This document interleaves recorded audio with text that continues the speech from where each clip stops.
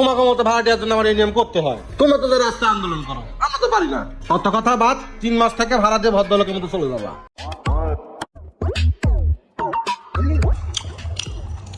দেখছো কাপড় চুপড় ছড়ে পুরো বাড়িটা করছে নাকি?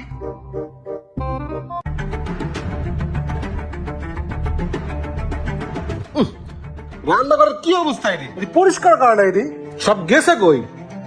আলমগীর, আলমগীর মিয়া বাসায় আসুনি?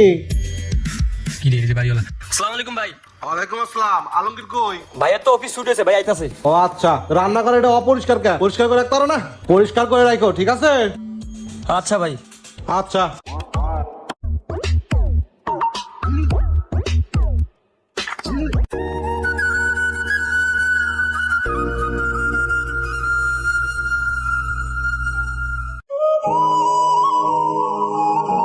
আসসালামু আলাইকুম ভাই। ওয়ালাইকুম আসসালাম। শোনো আলমগীর মিয়া, তোমার একটা কথা কই শোনো। এখন তো সবকিছু জিনিসের দাম বাড়তি, তুমি তো জানোই। গ্যাস বিল, কারেন্ট বিল সবকিছু বেড়ে গেছে গা। এখন ভাড়া তো দাও 4,000 টাকা, এই মাসে আর 1,000 টাকা বাড়াই দিবা, 5,000 টাকা, ঠিক আছে? কি কোন 5,000 টাকা? মানে এই 2 মাস আগেও তো আপনি ঘর ভাড়া বাড়াইছেন, 4,000 টাকা থেকে আবার 5,000 টাকা করতেছেন। কয় টাকা বেতন পাই আমরা? শোনো আলমগীর মিয়া, তোমাকে চলতে সমস্যা হলে তোমরা আন্দোলন করে বেতন বাড়াও, আর আমাকে ঘর ভাড়ার সময় যদি বাড়াই তোমাকে তো চলে কে?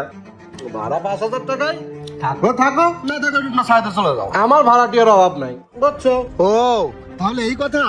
গতবার আন্দোলন করে বেতন বাড়াইছি, অমনি আপনি ঘর ভাড়া বাড়াই দিচ্ছেন। আবার এই মাসে যেই শুনছেন আন্দোলন করে বেতন বাড়াইতাছি, অমনি আপনি আবারও ঘর ভাড়া বাড়াইতেছেন। আপনি তো একটা সুবিধাবাদী লোক, আপনি বাসায় থাকুন না।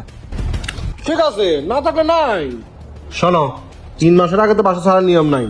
সামনের মাস থেকে 5,000 টাকা করে 3 মাসের ভাড়া দিয়ে তারপর তুমি যাও গা, কোনো সমস্যা নাই, বুঝছো?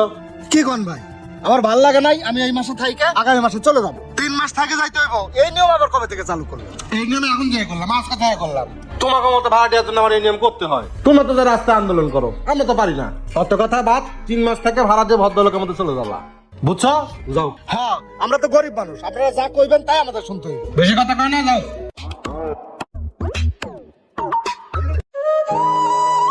সোহাগ।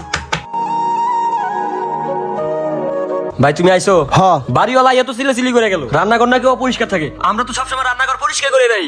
হ্যাঁ, আমার সাথে দেখা হয়েছিল। রুম ভাড়া বাড়াইছে, এ বাড়িতে আর থাকা যাইব না। বাটিটা একটু রাখ, আমি একটু বাইরে থেকে আইতাছি। আচ্ছা ঠিক আছে ভাই।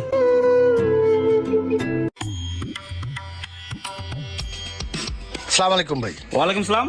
ভাই, আপনার বাসা থেকে আসলাম, ওই রুম দেখতে গেছিলাম, রুম মোটামুটি পছন্দ হয়েছে।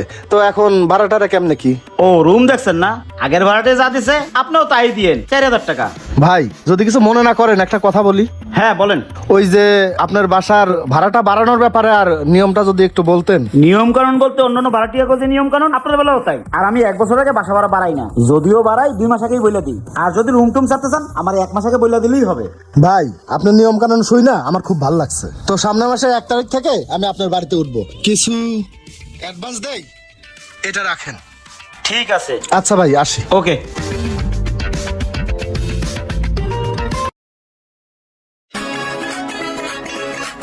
হ্যাঁ সোমান ভাই, একটা চা দিও। দিতাছি ভাই। এই আপনার খালি রুমগুলো কি ভাড়া হয়েছে? না ভাই, এখনো ভাড়া হয় নাই। যদি কোনো ভাড়াটিয়া আসে আমার বাসায় পাঠাই দিয়েন, ঠিক আছে? আচ্ছা ঠিক আছে ভাই। এই নেন ভাই চা।